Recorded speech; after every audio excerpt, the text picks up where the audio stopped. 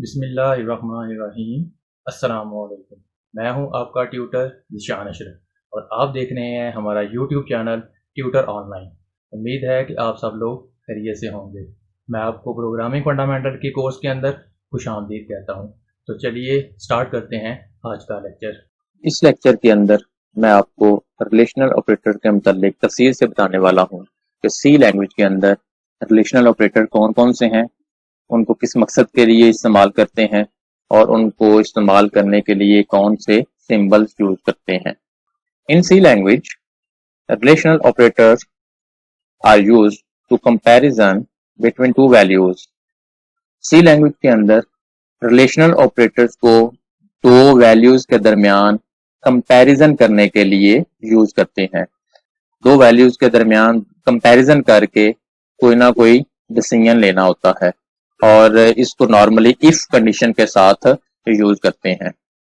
Relational operators are said to be binary operators because they require two operand to operate.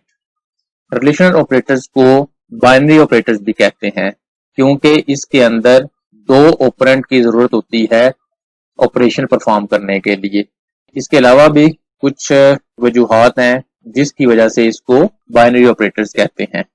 N expression is said to be relational expression which contain the relational operators. एक expression relational expression कहलाएगा जो relational operators को hold करके रखेगा। एक ऐसा expression जिसके अंदर रिलेशनल ऑपरेटर यूज होंगे वो रिलेशनल एक्सप्रेशन कहलाएगा। There are only two possibilities in relational expressions. Relational expressions के अंदर दो ही पॉसिबिलिटीज हैं। ये भी वजह है कि इसको बाइनरी ऑपरेटर्स भी कहते हैं। रिलेशनल एक्सप्रेशंस के अंदर दो ही पॉसिबिलिटीज हैं। कौन कौन सी? Number one is true and second is false. Comparison के नतीजे में आंसर या तो ट्रू आएगा या फॉल्स आएगा। If the expression is true then the result is and if the expression is false then the result is zero. अगर expression true होता है तो 1 की वैल्यू आएगी और अगर एक्सप्रेशन फॉल्स हो जाता है तो 0 रिटर्न होता है। 0 या 1 के अलावा डिसीजन करते वक्त कोई भी तीसरी चीज नहीं आएगी। अब देखते हैं कि सी लैंग्वेज के अंदर कौन कौन से रिलेशनल ऑपरेटर्स हैं और उनके सिंबल्स क्या हैं, उनको किस तरह से इस्तेमाल करते हैं। रिलेशनल ऑपरेटर्स इन सी, ये वो रिलेशनल ऑपरेटर्स हैं जो सी के अंदर यूज होते हैं। वन बाय वन करके इनको डिस्कस करते हैं। सबसे पहले हम इक्वल टू को देखते हैं। उसके लिए ये डबल इक्वल का सिंबल यूज होगा। मैथ के अंदर जो इक्वल का सिंबल है यहाँ पे इक्वालिटी के लिए डबल सिंबल यूज होगा।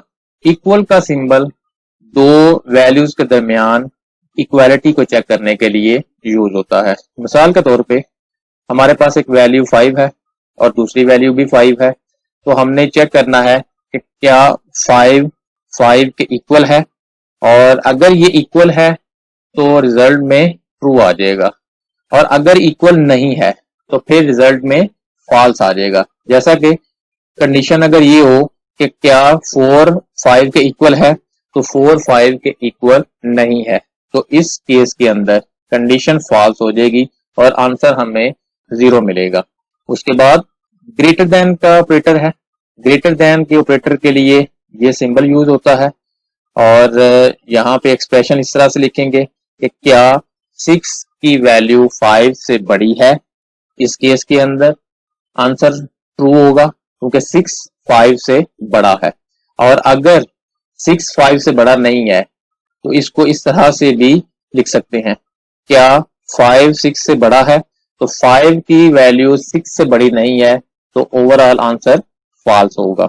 उसके बाद लेस देन ऑपरेटर है। इसके लिए सिंबल ये यूज करते हैं। इसमें कंडीशन इस तरह से आ सकती है, क्या 5 लेस देन 6 है, तो 5 की वैल्यू 6 से लेस है तो कंडीशन क्या है, ट्रू है, 1 आ जाएगा। और अगर ये एक्सप्रेशन फॉल्स हो जाता है, कैसे, 6 ग्रेटर देन 5, क्या 6 की वैल्यू 5 से बड़ी है? तो 6 की वैल्यू 5 से बड़ी नहीं है, तो रिजल्ट क्या आ जाएगा? फॉल्स आ जाएगा। फिर greater than or equal to, दोनों को इकट्ठा अगर आपने यूज करना है, इक्वल और ग्रेटर को, तो उसके लिए डबल सिंबल ये इस तरह से यूज करेंगे। पहले ग्रेटर आ जाएगा और उसके बाद इक्वालिटी का सिंबल आ जाएगा।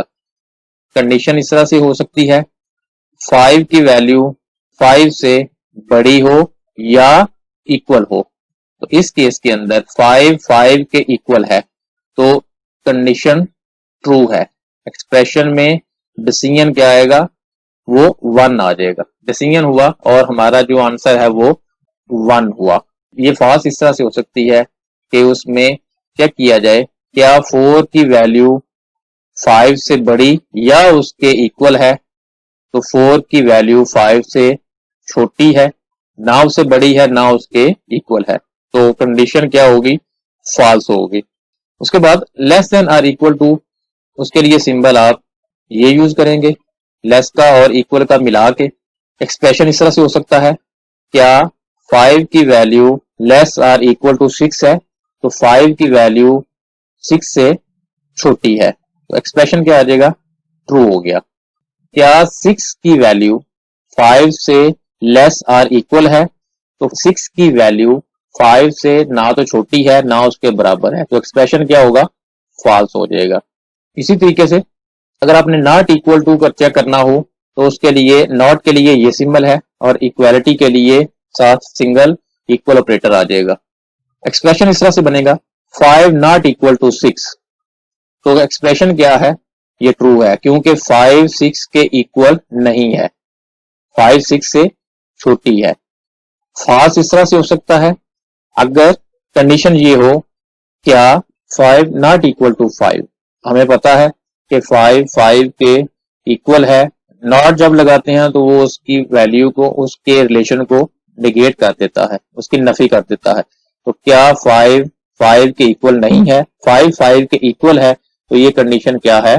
फॉल्स हो जाएगी। उसके बाद देखते हैं कि इनकी प्रेसिडेंस क्या है। अगर आप अरिथमेटिक और रिलेशनल ऑपरेटर्स को कंबाइन करके लिख रहे हैं किसी एक्सप्रेशन के अंदर, तो फिर वहां पे जो प्रेसिडेंस होगी, जो प्रायोरिटी होगी, वो रिलेशनल ऑपरेटर की लो है, अरिथमेटिक ऑपरेटर की ज्यादा है। Precedence of relational operator is lower than arithmetic. अगर किसी एक्सप्रेशन के अंदर आप रिलेशनल ऑपरेटर को अरिथमेटिक ऑपरेटर के साथ मिला के यूज कर रहे हैं, तो उस केस के अंदर जो रिलेशनल ऑपरेटर हैं उनकी प्रेसिडेंस या उनकी प्रायोरिटी अरिथमेटिक ऑपरेटर्स के मुकाबले में लो है। मिसाल के तौर पे ये हमारे पास एक एक्सप्रेशन है, ये स्टैटिक एक्सप्रेशन का नहीं है, इसको इस तरह से पढ़ते हैं, 2 multiply by 1 greater than 5 plus 7। तो इसके अंदर अरिथमेटिक ऑपरेटर्स भी हैं और रिलेशनल ऑपरेटर भी है। तो रिलेशनल ऑपरेटर को बाद में चेक करेंगे, उससे पहले क्या करेंगे? अरिथमेटिक ऑपरेटर्स को परफॉर्म करेंगे।